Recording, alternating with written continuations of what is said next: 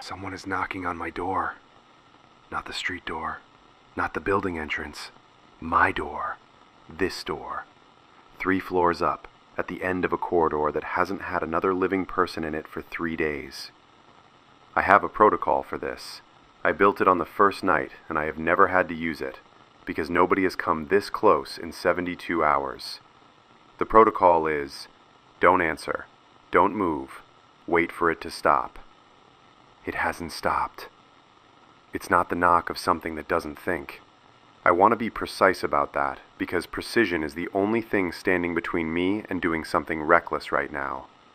The affected don't knock. They don't need doors to open for them the way a person needs a door to open. This is a specific rhythm. 3 knocks, a pause. 3 knocks. The rhythm a frightened person uses when they're trying not to sound frightened. I have heard a lot of sounds through this door over 3 days. Footsteps below on the street, the tone that shook the water in my glass, silence so complete it had its own kind of weight. I have not, until this moment, heard a knock that sounded like a question rather than an arrival. I picked up the bar I keep by the desk. I've never told you about the bar, there hasn't been a reason to, and I went to the door, and I said, as steadily as I could manage, "Who's there?" And a voice said, "Please, I'm not one of them. Please, I'm not one of them." I want you to understand what that sentence did to me, because it's the sentence I've been hoping to hear from someone, anyone, since the doors of that hospital opened last night and 30 people walked out through the rows with bags on their backs and dispersed into the streets before the doors closed and everyone else walked in. And because until she said it, some part of me had quietly stopped expecting to hear it from anyone at all. I opened the door. There is a woman sitting at my desk right now. She is drinking water I gave her.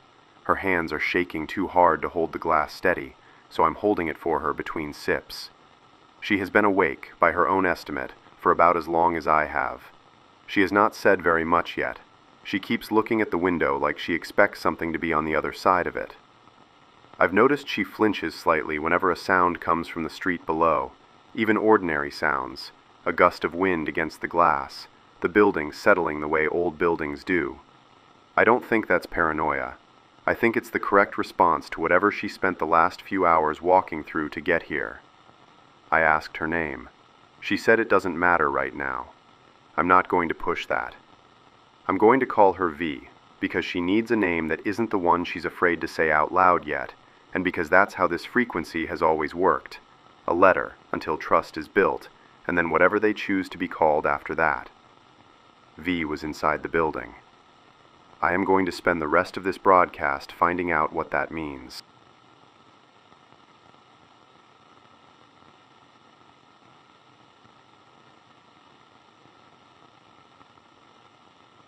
You're listening to the final frequency. Dead signal. It is 6:18 in the morning, day 3. If this is the first broadcast you're hearing, I am going to give you the shape of it as quickly and as honestly as I can, because I think what's sitting across from me right now deserves a listener who understands what she survived.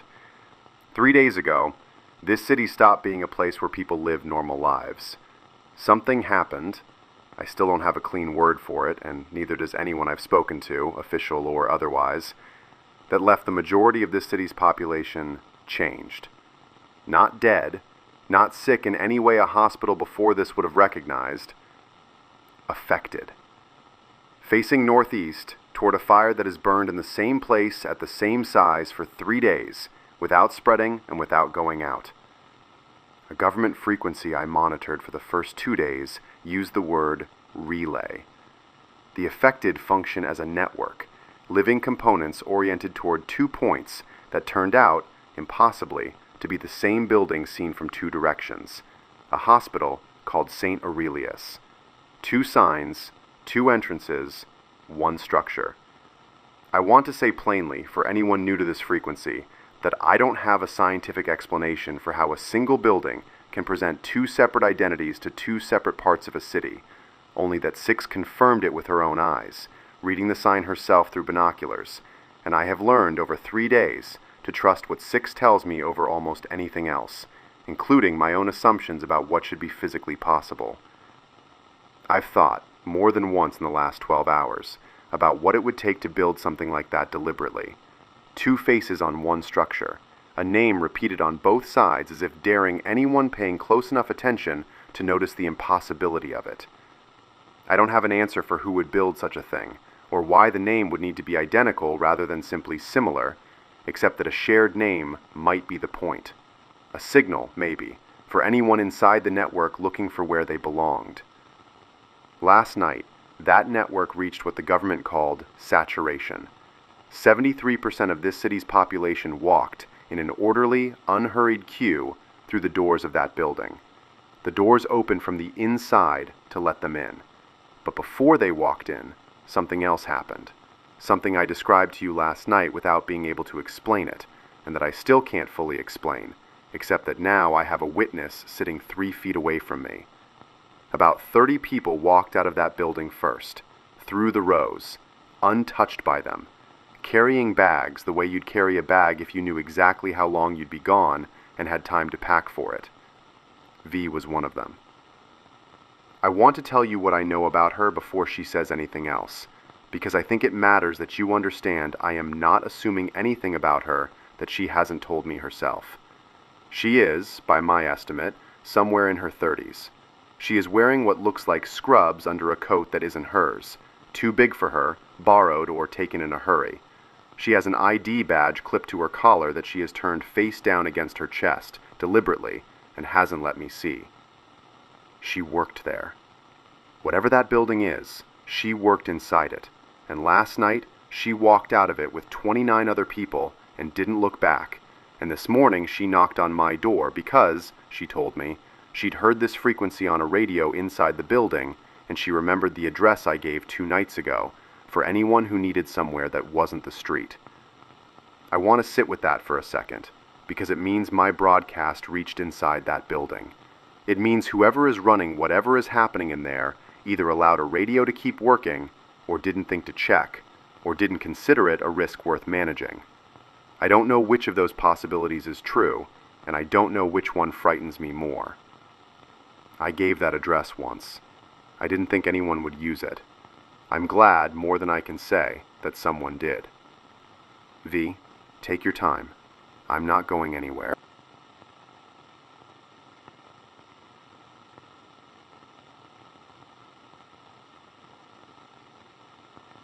Before V is ready to talk, and I want to give her that time, so I'm not going to rush her onto this broadcast before she's steady enough to speak clearly, I need to tell you about something that happened at 5:40 this morning, 38 minutes before she knocked.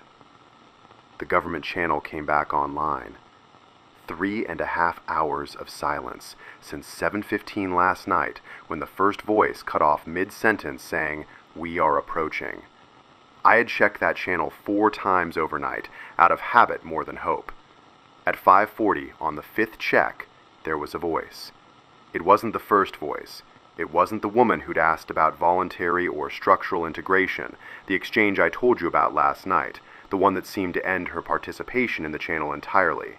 This was a new voice, male, older, speaking with the specific flatness of someone reading from a prepared statement rather than responding to a live situation. I want to note that flatness specifically because everything about the way he spoke suggested a person following a script rather than reacting to events as they happened, which raises its own uncomfortable question. A script written by whom, and how long ago, and for exactly this situation. He said, "Saturation phase complete, Sector 4. Confirm distribution timeline." Distribution. I sat with that word the way I sat with "we are approaching" for 3.5 hours last night. Saturation I understood, the network reaching completion, every relay in position, every affected individual absorbed into whatever structure that hospital represents. Distribution is a different word. Distribution implies movement outward. It implies that whatever gathered in that building isn't staying there. A second voice responded. I don't recognize this one either. She said, "Distribution timeline pending confirmation from adjacent sectors. Estimate 48 to 72 hours. Adjacent sectors. I want to be careful here because I don't know the geography this channel is using. Sector 4 could mean a district of this city. It could mean a region. It could mean something larger that I have no way of confirming from one radio in one building. But adjacent sectors implies there is more than one sector. It implies that whatever happened here, the tone, the network, the saturation, the building with two faces, might not be unique to this city. I want to sit with the size of that implication for a moment, because I don't think I fully let myself absorb it the first time I heard the phrase. If there are adjacent sectors, then somewhere else, possibly more than one somewhere else, a version of what has happened to us over the last 3 days may already be happening, or may be about to. 48 to 72 hours. Another countdown. I have been living inside countdowns since the first night. 72 hours to a contingency window that turned out to converge with saturation. 18 hours to saturation itself. And now, 48 to 72 hours to something called distribution, which I don't yet understand, and which every instinct I have is telling me I should be more afraid of than anything that's happened so far. The channel went quiet again after that exchange. Not silent the way it was overnight, more like it settled into the same irregular rhythm it's had since the first day. Occasional transmissions, fragments. I'm going to keep monitoring it. I wanted you to have that word before V says anything else, because I think it's going to matter for what she tells us. Distribution. I don't know what's being distributed. I don't know where. I have a strong, uncomfortable suspicion that V knows more about the answer to that question than either of us wants her to.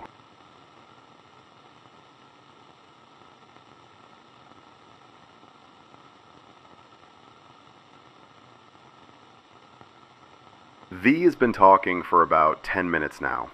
I'm going to relay what she's told me as closely to her own words as I can, because I think the way she says things matters as much as what she's saying. I asked her before she started if it was all right to record this. She thought about it for a long moment and then said, "Yes, record it. I want it to exist somewhere other than just in my head."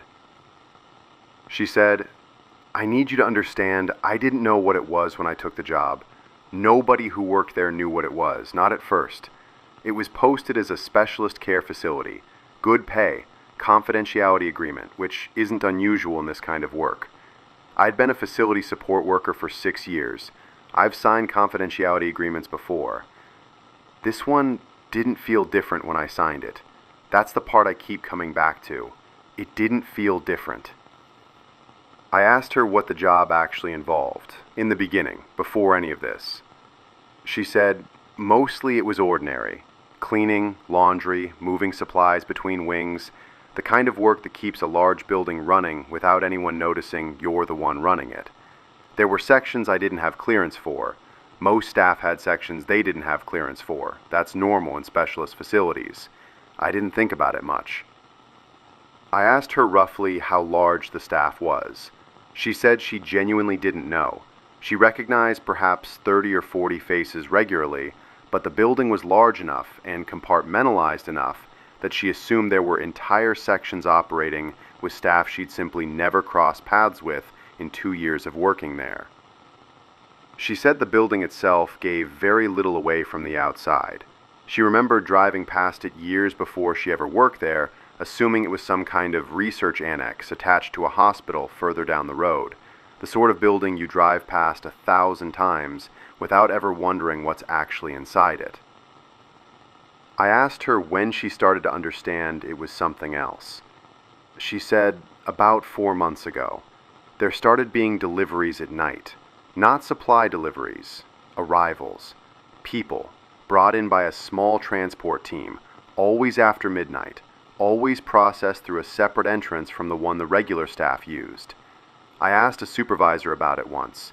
I was told it wasn't my department, and I shouldn't ask again.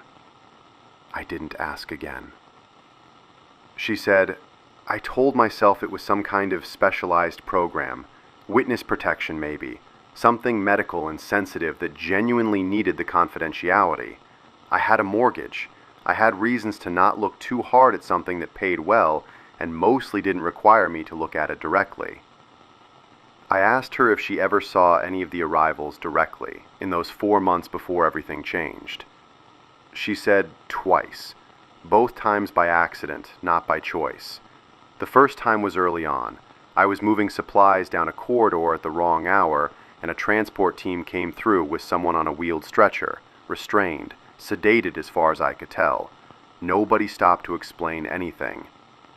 I was told, afterward, by the same supervisor, that I'd been in a corridor I shouldn't have been in, and that it wouldn't happen again if I valued my position. She said the corridor in question had no obvious markings, nothing to distinguish it from any other corridor in the building, and that this was, in retrospect, exactly the point. The restriction wasn't announced. It was simply enforced quietly enough that most staff never had reason to discover where the boundary actually was, until they crossed it by accident and found out the hard way. The second time was about 6 weeks ago.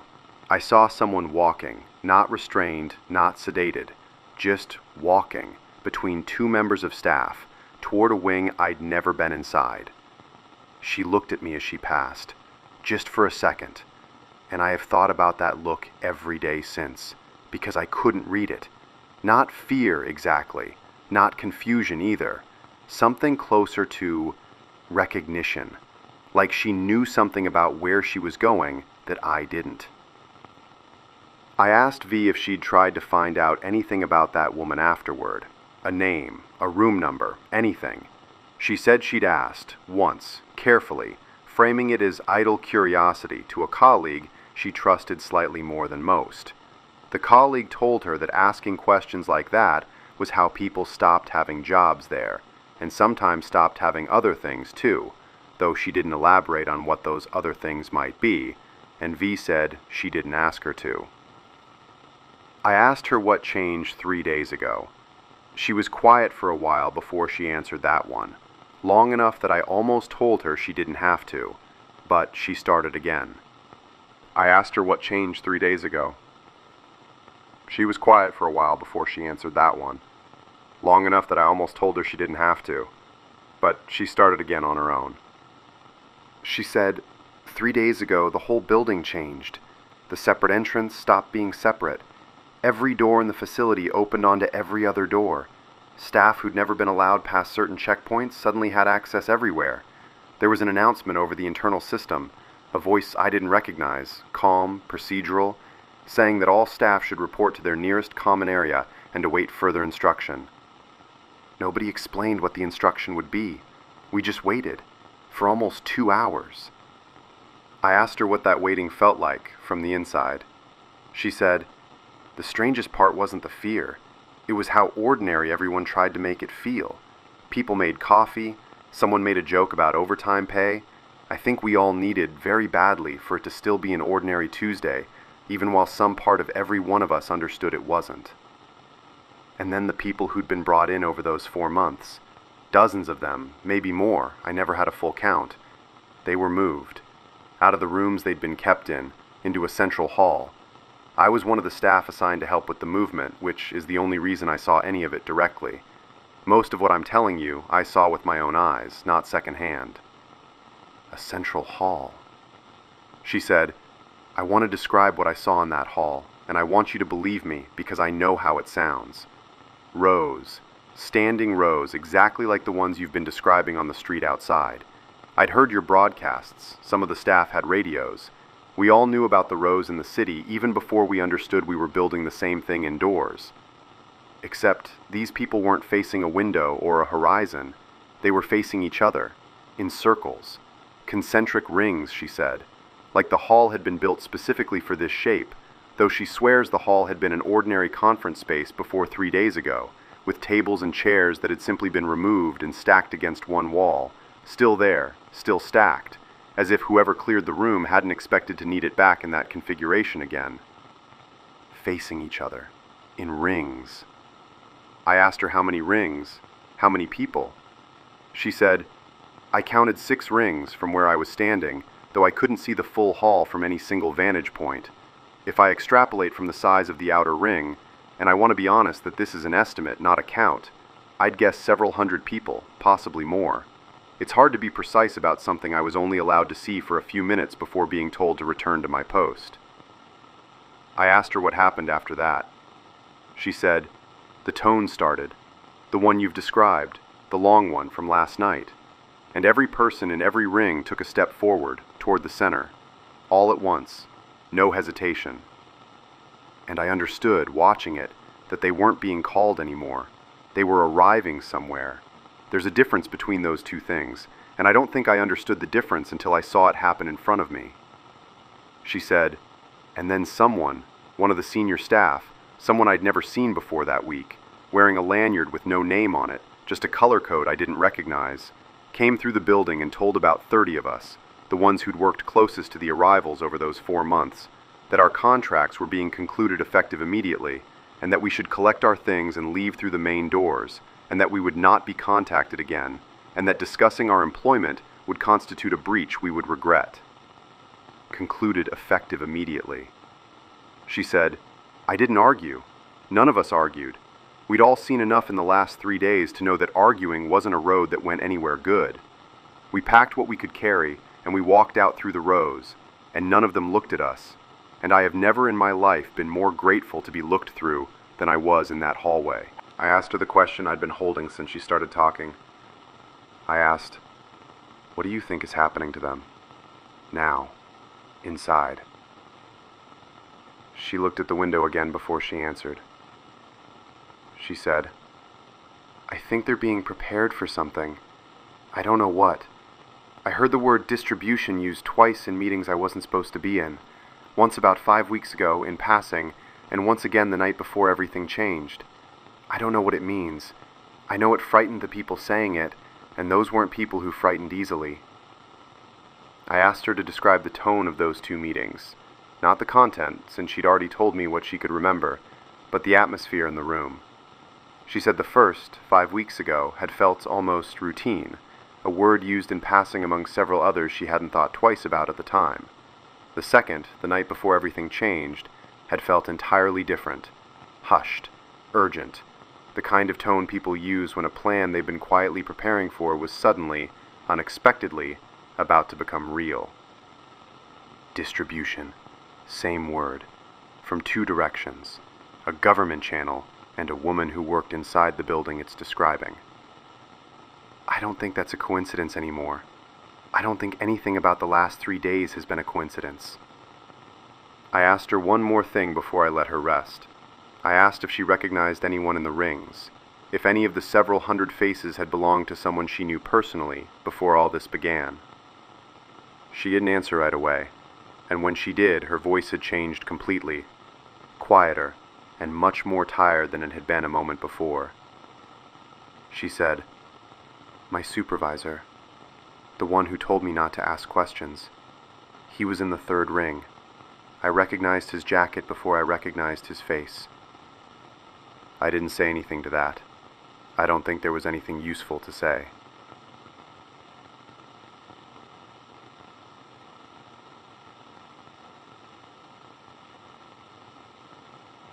Six checked in at 7 a.m., on schedule, as she has been since the first day of this. I told her about V. I told her about distribution. She was quiet for a moment, and then she told me something that made the word feel immediately, physically real. She said, "They're leaving." I asked her to explain. She said, "Not all at once.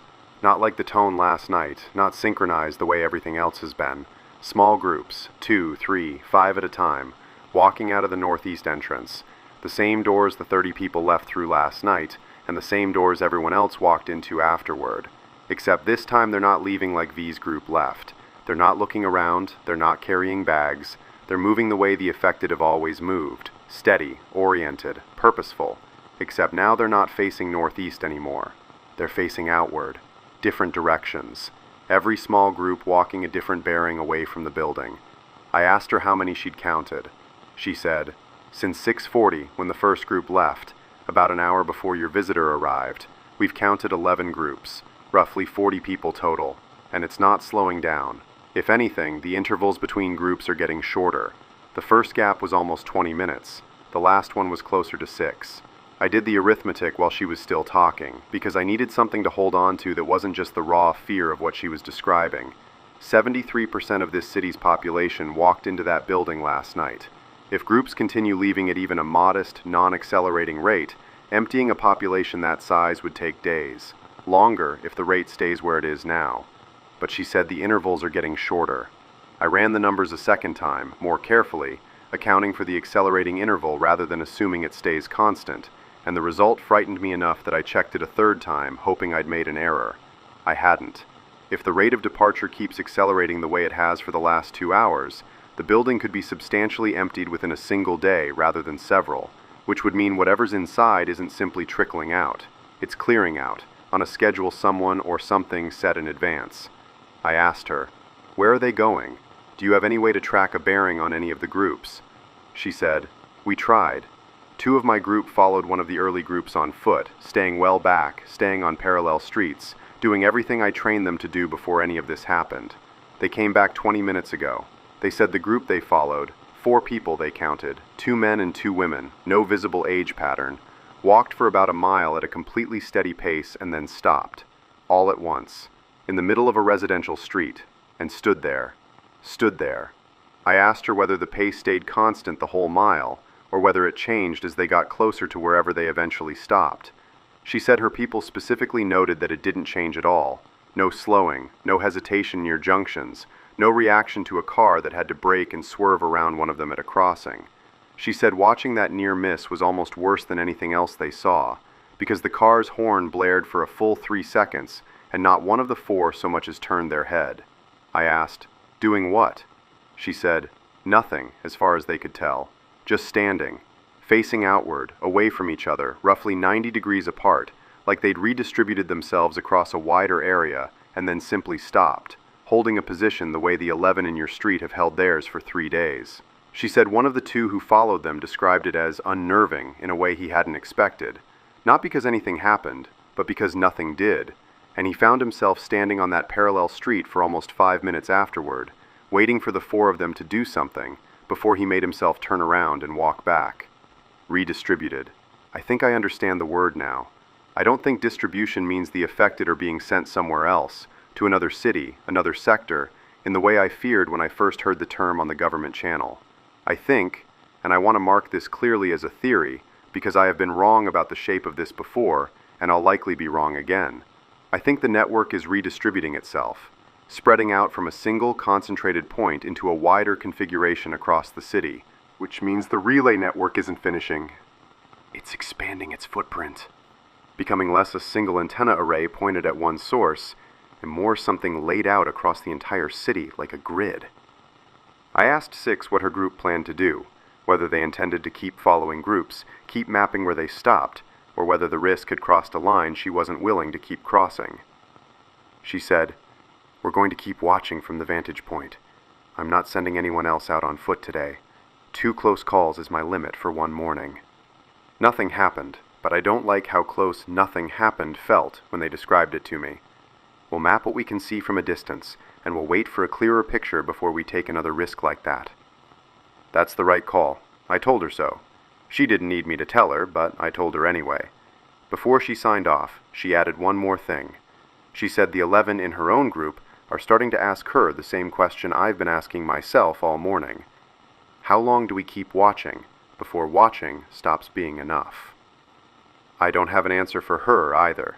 I don't think for nothing is on the list of possibilities I'm willing to consider.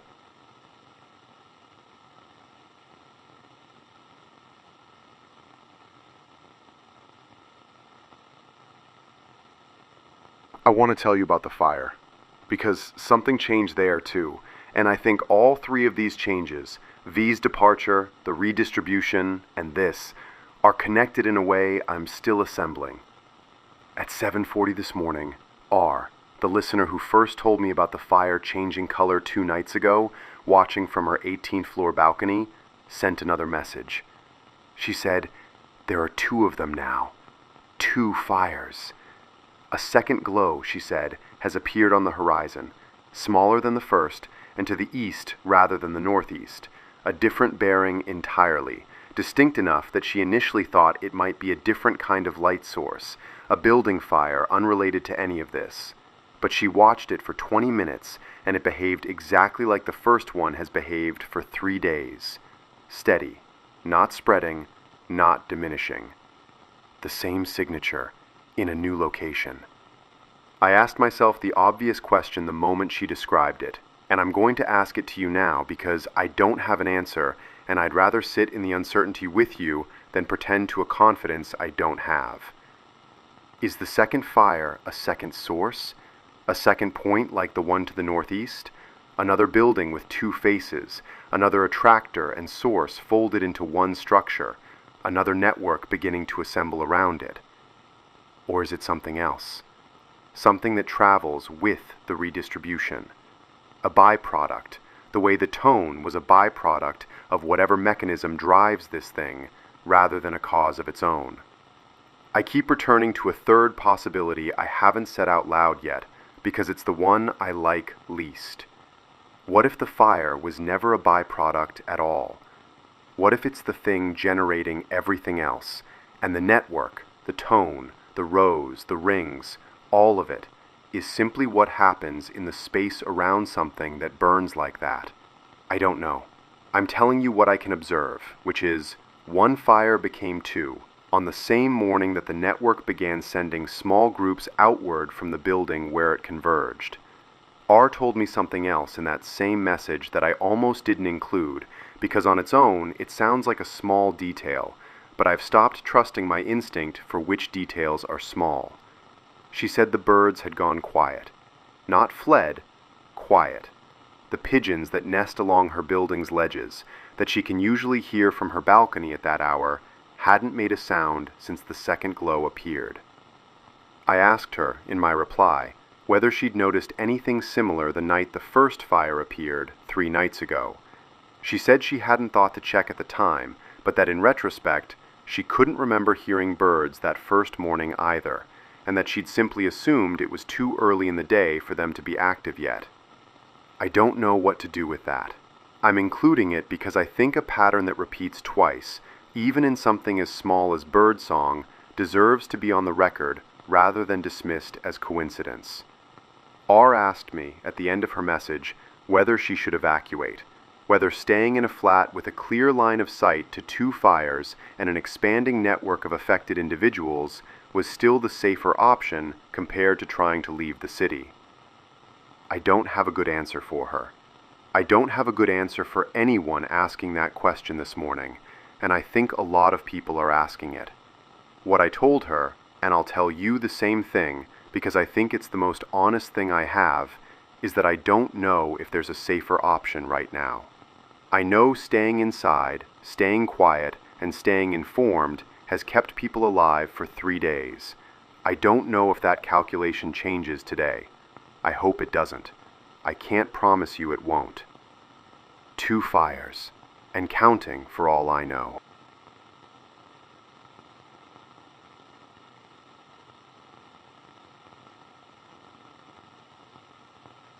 Before I close this broadcast, I want to read some of what came in overnight and this morning.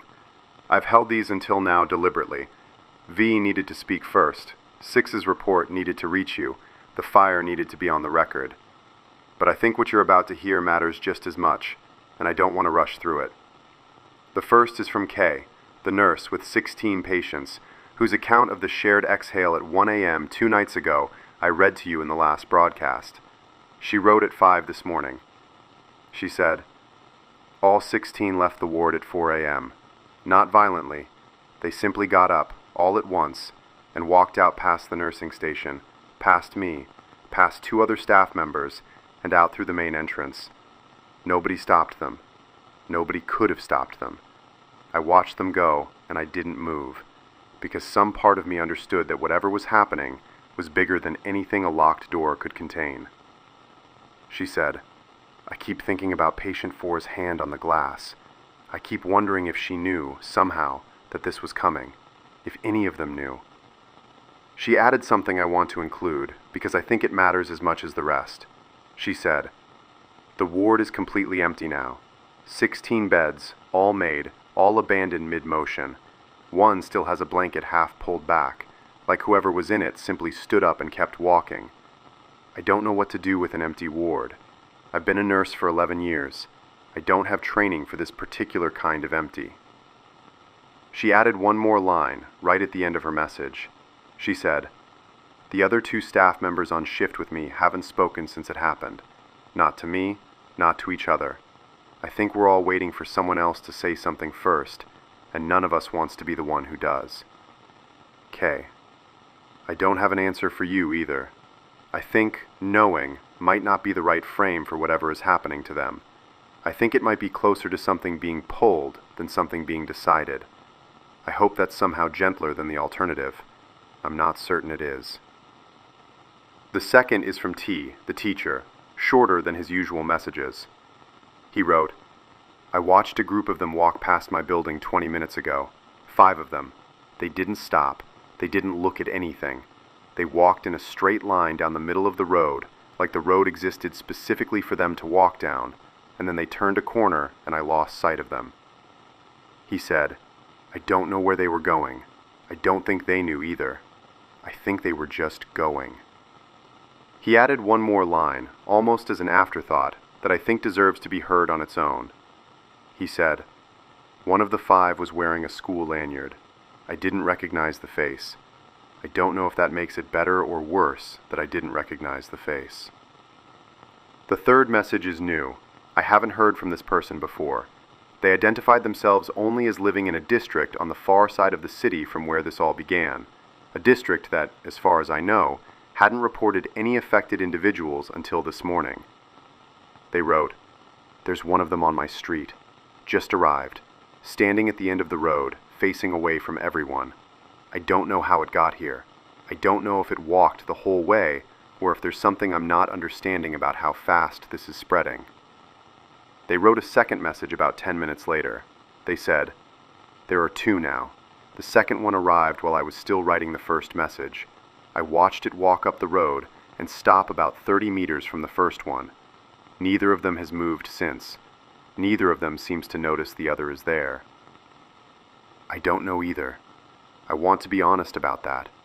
3 days ago, I could describe the boundaries of this event with some confidence. A fire, a hospital, a boulevard, a percentage. This morning, the boundaries feel like they're dissolving." There's a fourth message I want to include. From someone who has written to me every night since the first broadcast. Always brief, always just checking that the signal is still active. Tonight, they wrote something longer. They said, "I've been listening to you for 3 days from a basement I share with 4 other people I didn't know before this started. We've become something like a family in 70 hours, which feels like it should be impossible and somehow isn't. One of us has a radio exactly like the one you must be using, and we take turns holding it so everyone gets to hear you directly rather than secondhand. I wanted you to know that. I wanted you to know there are rooms like this one all over the city, probably, full of people who found each other because of the thing that's trying to take everyone else. I needed to hear that, more than I think you know. Thank you." There's a fifth message, brief, from someone I haven't heard from since the first night, one of the very first listeners to write in, before I even knew whether anyone was receiving this signal at all. They wrote, "I never told you, back on the first night, that I almost didn't turn my radio on. I thought whatever was happening would be over by morning, the way these things always are on the news. I want to thank you for being wrong about that being unnecessary. I don't think I'd have made it through the last 3 days without something else in the room with me, even if it was just a voice." They added a short line at the end that I've been sitting with since I read it. They said, "I don't know your name, and I've realized I don't need to. I just need to know the frequency is still there when I turn the dial." I think that might be the most honest description of what this broadcast has become that anyone has given me in 3 days, and I wanted to pass it back to whoever else is listening right now, in case you needed to hear that you're not the only one who feels that way about a voice they've never seen. The sixth is from my sister. 2 lines. She said, "The dogs won't settle. They were calm this morning and now they won't stop pacing." I asked her what time that started. She said, "About 20 minutes ago." 20 minutes ago is roughly when R told me about the second fire. I don't know if that's connected. I'm noting it because I've learned, over 3 days, that the things I dismiss as unconnected have an uncomfortable habit of turning out to matter. And Jay, I haven't heard from you in a day, and I want to say, gently, that if you're reading this and you're safe, even a single word would mean more to me than you probably realize. I hope she's still winning. I hope the noises outside still sound like weather. I hope, more than anything else I could ask for this morning, that you're just quiet because things are quiet, and not for any other reason. Please, let me know you're okay. There's a fourth message I want to include, from someone who has written to me every night since the first broadcast. Always brief, always just checking that the signal is still active. Tonight, they wrote something longer. They said, "I've been listening to you for 3 days from a basement I share with 4 other people I didn't know before this started. We've become something like a family in 70 hours, which feels like it should be impossible and somehow isn't. One of us has a radio exactly like the one you must be using, and we take turns holding it so everyone gets to hear you directly rather than secondhand. I wanted you to know that. I wanted you to know there are rooms like this one all over the city, probably, full of people who found each other because of the thing that's trying to take everyone else. I needed to hear that, more than I think you know. Thank you." There's a fifth message, brief, from someone I haven't heard from since the first night, one of the very first listeners to write in, before I even knew whether anyone was receiving this signal at all. They wrote, "I never told you, back on the first night, that I almost didn't turn my radio on. I thought whatever was happening would be over by morning, the way these things always are on the news. I want to thank you for being wrong about that being unnecessary.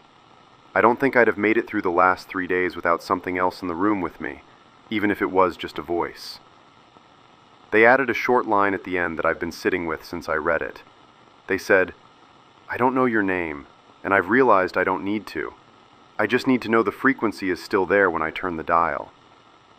I think that might be the most honest description of what this broadcast has become that anyone has given me in 3 days, and I wanted to pass it back to whoever else is listening right now, in case you needed to hear that you're not the only one who feels that way about a voice they've never seen. The sixth is from my sister. 2 lines. She said, "The dogs won't settle. They were calm this morning and now they won't stop pacing." I asked her what time that started. She said, "About 20 minutes ago." 20 minutes ago is roughly when R told me about the second fire. I don't know if that's connected. I'm noting it because I've learned, over 3 days, that the things I dismiss as unconnected have an uncomfortable habit of turning out to matter. And Jay, I haven't heard from you in a day, and I want to say, gently, that if you're reading this and you're safe, even a single word would mean more to me than you probably realize. I hope she's still winning. I hope the noises outside still sound like weather. I hope, more than anything else I could ask for this morning, that you're just quiet because things are quiet, and not for any other reason. Please, let me know you're okay.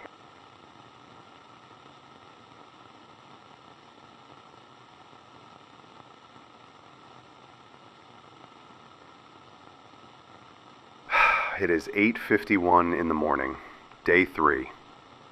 Here is everything I know gathered in one place before I let this broadcast end. A woman named V walked out of the Northeast Street Aurelius last night with 29 other people, released from a facility that had been quietly receiving people in secret for 4 months before this began, and that she describes as arranging its arrivals in concentric rings before the tone called them inward at the center. A government channel used the word distribution this morning, alongside a phrase, adjacent sectors, that I have no way of confirming, but every reason to fear. Six's group has counted at least 11 groups, roughly 40 people, leaving the building since dawn, not gathering, not standing still, but walking outward in different directions, at intervals that are getting shorter rather than longer. A second fire has appeared on the horizon, to the east, behaving exactly like the first. And a new report, from a district that had reported nothing until this morning, describes one of the affected standing at the end of an ordinary street, having arrived from somewhere by some means nobody watching could explain. I said last night that something had completed. I want to correct that now as plainly as I can. Nothing completed.